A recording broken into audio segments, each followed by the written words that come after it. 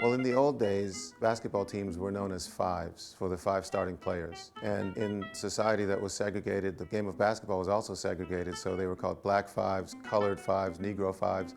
And we felt that the name Black Fives resonated, was true to the history, but also resonated today. The New York Historical Society has a history of working on civil rights exhibitions, and this was a case in which 50-year history had essentially been completely forgotten. Well, the Black Fives era spans from 1904, which is when basketball was introduced to African Americans for the first time in Washington, D.C., and it goes all the way through 1950, which is when the NBA became racially integrated.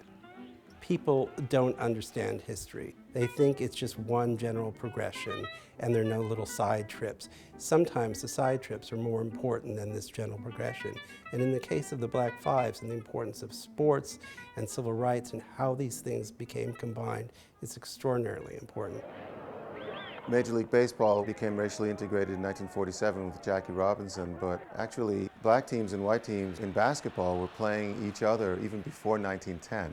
And they played each other through the 1910s, 20s, 30s, and 40s. So this idea of racial integration actually started and was pioneered in basketball before it ever got to baseball. The reason that I was able to come in and find all these items on eBay or elsewhere was really partly because nobody else was interested in creating this type of a collection.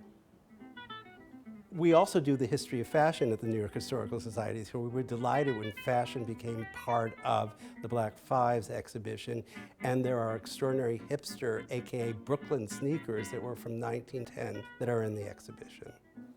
Amateur teams gave way to semi-pro teams, and then eventually the professional business model took over with full-year guaranteed contracts for players. And the innovator of that was a man named Robert Bob Douglas, who was the owner of the New York Rens. And the Rens went on throughout the late 20s and 30s and even into the 40s to be the dominant basketball team.